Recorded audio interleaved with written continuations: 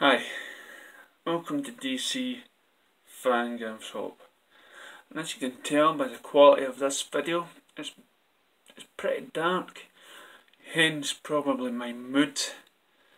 But I'm not here to make big blockbuster YouTube videos with great sound effects or great picture quality. As long as you get the sort of image of my face, you know, that's the important thing. So, I'm just after looking on Facebook today, and again, Infinity War directors has came out and basically says the reason why DC films aren't doing well is their characters are unrelatable. Again, the same argument that other writer for DC had come out and said. Unrelatable. Well, let me tell you something. The purpose of a writer or any creation of any character is to make the character relatable. Right? So, for Superman and Batman to be around for so long, they had to be relatable, or otherwise nobody would buy them. Now, I'm not going to go and like I did the last time and talk about how, you know, and describe to you how people can relate to these characters. Because everyone can, in some form or another. Now, it's Marvel characters, mind you. Marvel characters can be thought about unrelatable unless you're a mutant. Are you a mutant? Were you bitten by a spider and somehow got spidey powers? Are you a rich arsehole millionaire that likes to build and is a genius that likes to build armour suits? No, you're not like to build or in league with the armour. Are you a I was going to say Thangarian. Are you a god of thunder? No. How can you relate to it then? How can you relate to it? Have you been frozen in time for the last so many years, since World War One and fought Nazis, and wear American diapers, flag, and have a round shield? No, nothing is relatable. Okay, now you can come out with something saying, "Oh, they can't be human. They can't get killed." Superman's just been killed. The god of all superheroes has been killed. The loss has been felt through the films. Batman has been driven insane. He's also been killed. Most characters in books have been killed. They have suffered loss in their families. How can it not be relatable? The only thing that makes them relatable is the story and the writer. You can take any animal on the planet that you have all in common with and make it relatable to you, as long as you get to the heart of the animal and story. So stop talking nonsense. And this builds up to why I hate Marvel and the people behind Marvel. It's just these directors that made Infinity War, whatever, right? A load of rubbish, and it's copied from some other things are copied, so films. They're coming on the backbone of Kevin Feige.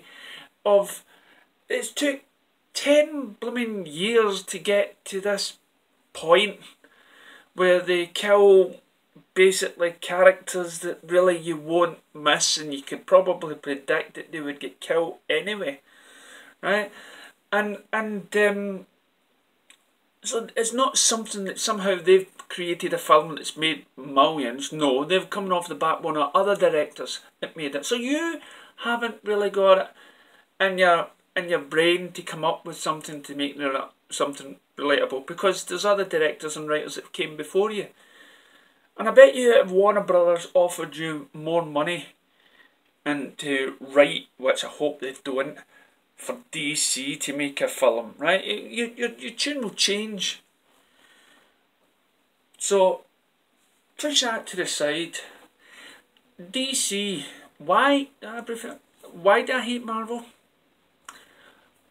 You're not going to believe that. One of the main reasons is unrelatable. I just don't get it. I don't get the universe. Right? I don't get the universe. I hate the fact that everything's just explained by just being a mutant. Okay, and any superpower or whatever you've got is just because you're a mutant. And no such backstory. Even Stan Lee has admitted, what can I do? We have the Hulk. What kind of colour will we make the Hulk? Gamma? We've created a grey Hulk. No, let's just make him green. There's no science behind it. You could say the same thing about Superman, but they're not... you know, but they even brought books on what Superman would be like if he was... That's getting far-fetched, okay? But it's just... The whole universe is spawned on mutants. That's the one thing I just can't stand. Okay, at least with Batman you've got he trained himself. Superman comes from Krypton, Martian comes from Mars. Okay, you've got you know, because he's a Martian he has these powers. You've got Black Canary, voice box, you know, up there. Arrow's got the skill with that. Hawkman is a Thangarian. Wonder Woman is a Greek god. Amazon, Flash, chemicals, lightning, run fast. Not a mutant, okay? Yeah, well, DC's got something else, a metahuman, okay? That's what DC's version of a mutant is. But it's they weren't born that way. They didn't somehow, you know, been born from other things. Now, there may be DC characters that I've not thought about straight away that's a mutant, but the whole thing is not filled, but it's not run by mutants. Okay? Another reason why I hate Marvel is the stories. The stories, I've read them. As I say, Spider-Man, I can read Spider-Man comics, right? I get Spider-Man. I get the Hulk, right? I mean, and somebody gave me, I'm not going to mention names, a big bundle of Thor comics, right? And this is, you're going to like them. You're going to like Thor. Here's some comics to read. And I read them, and they don't somehow is anything like the ones in the movies, and it's childlike. The only way to describe it, you ever seen Thor that was portrayed in the Hulk 60s, 70s TV series? Thor appeared in that and he was sort of like an idiot. Well, that's the way I was reading it. You know, and then it comes the storytelling. Now, I've already said before that they treat you like a kid and, oh, hi, I'm Spider-Man, I'm deep in that. They read like a manga comic sometimes, right? But again, it's maybe the 60s sort of feel of it. And then you have the villains and the baddies, which really, no, there isn't many sort of villains in it. And not classic villains. You've only got maybe 5 or 6 major badass villains you can see are really good in the Marvel universe. You know, you've got Thanos, you have, then basically you've got the whole cast of, or then you have Magneto from X-Men, and maybe majority of the villains probably for me come from Spider-Man, because I'm biased, because I like Spider-Man. But what I don't like is this new modern take on Marvel, and my mind's blown as to see why Marvel fans are actually digging, you know, so-called Marvel fans are actually digging this new take on Spider-Man. For me, I would hate it if they did that amount of changing in Spider-Man Homecoming to Batman. If they had treated Batman the way they treated Spider-Man in Homecoming, I would be like, oh my god, I would be pulling my hair out, seriously. But of course, the films are popular, so they're going to go out, and young kids, they don't know any difference. They'll put on a t-shirt, they'll see the Batman, whatever. and the what else do I hate about it? It's just the connectivity with the storylines with Marvel. It's the it's the it's the complexities of the stories. When I say complexity, I mean that in the smallest of terms. It's not like the complex or whatever. It's just unengaging for me. But again, this is just me. I just didn't get the mutant thing. I didn't like. Now, people for movies. Now here we go. Because unless each person has their own interest or the way they want to read it. You're like, oh, it's the characters.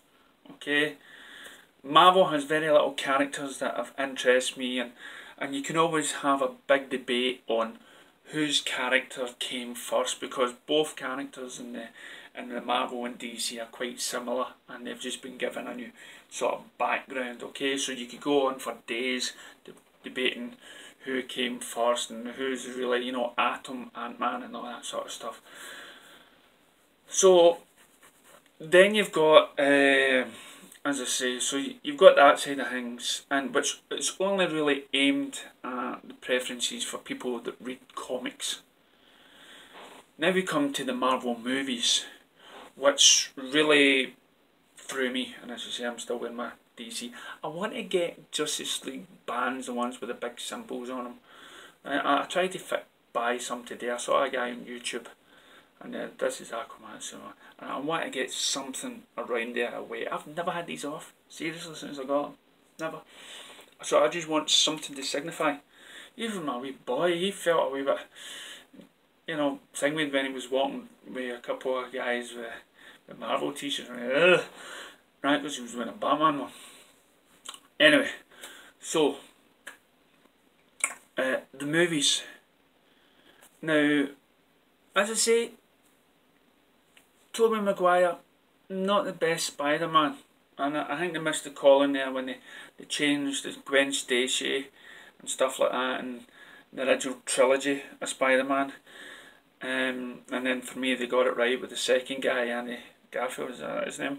Then he just totally blew it away. But you got to the point where you were sick of Spider-Man, and Spider-Man's one of my guys that I liked reading.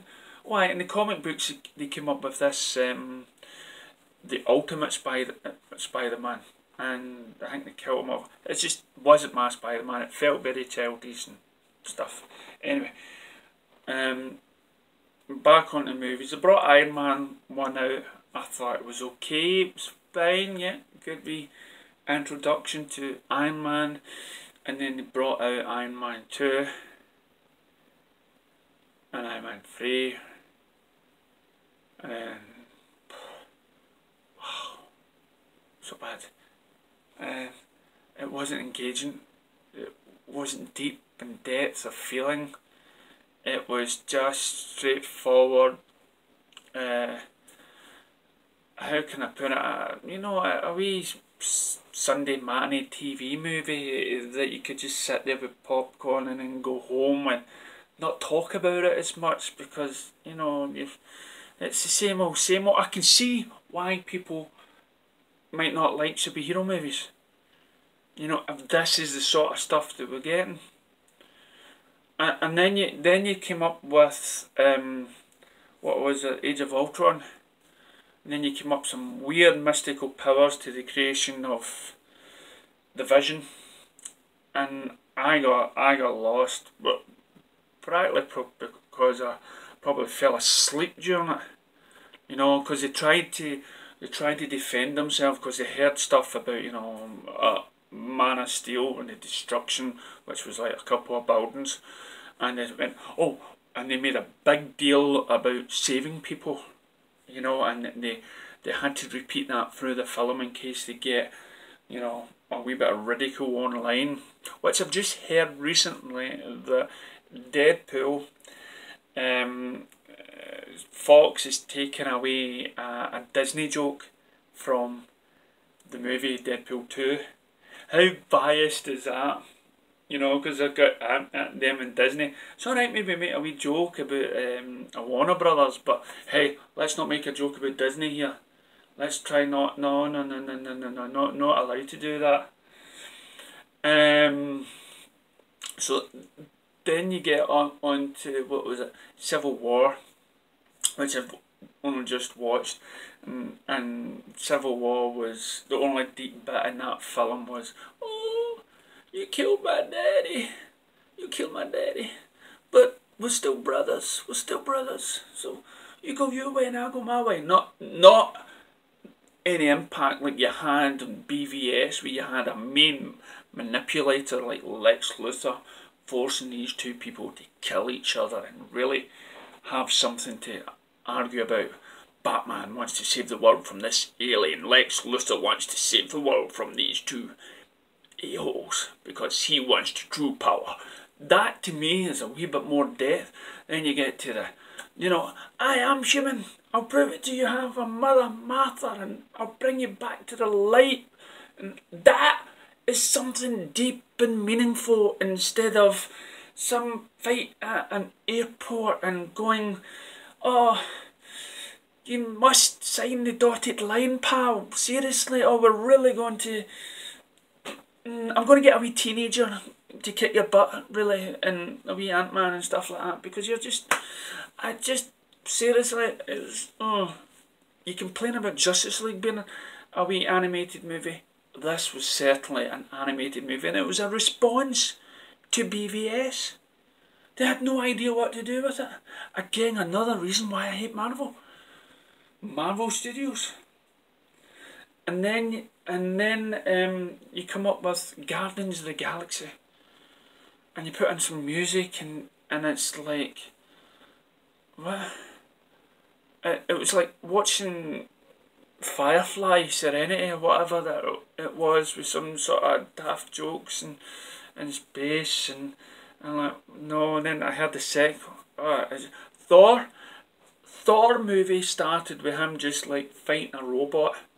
That was a highlight of the movie.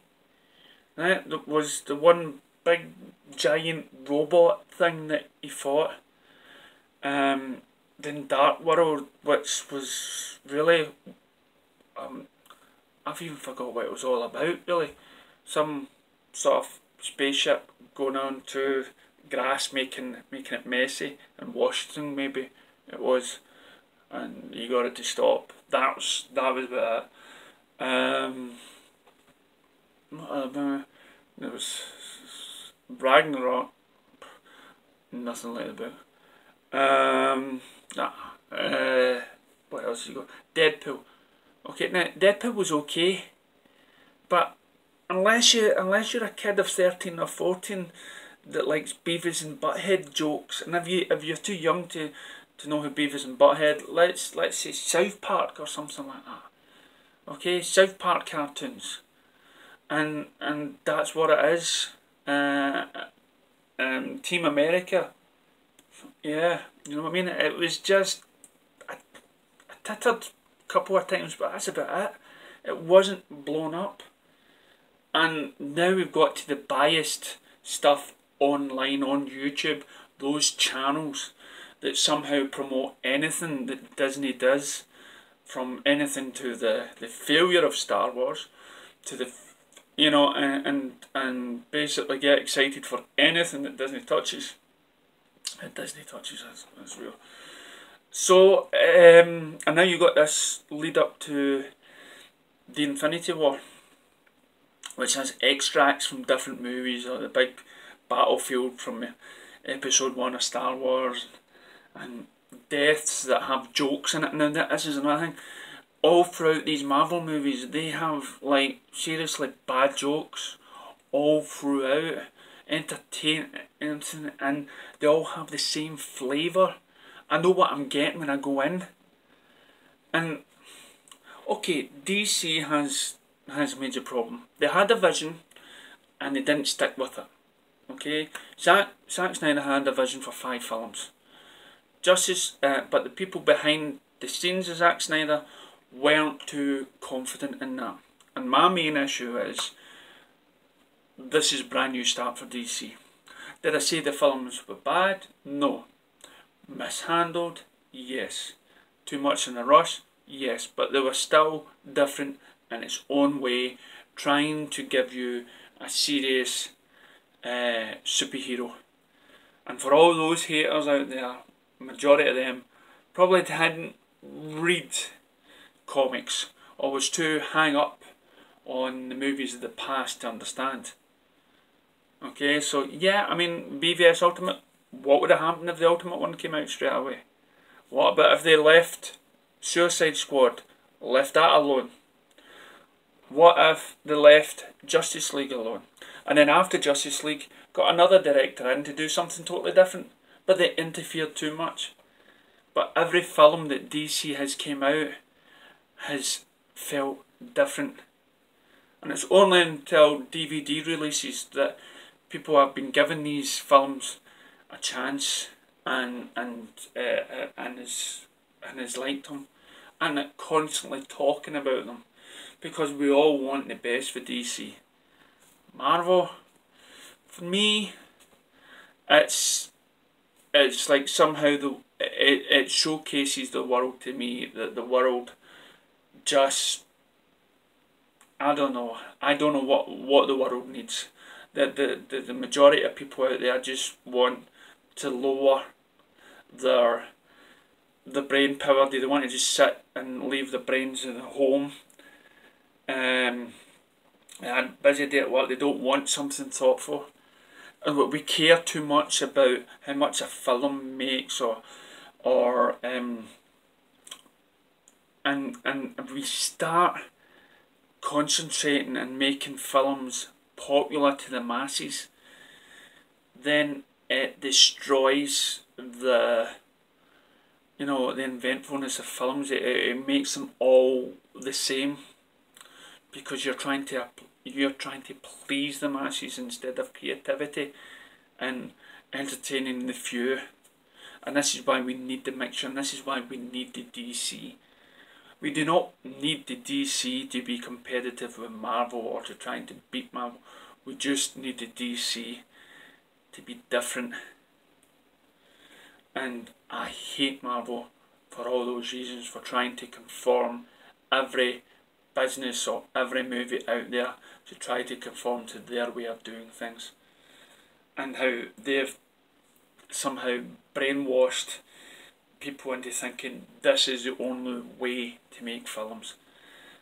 And that is why I will never wear anything that signifies Marvel. Thank you for watching.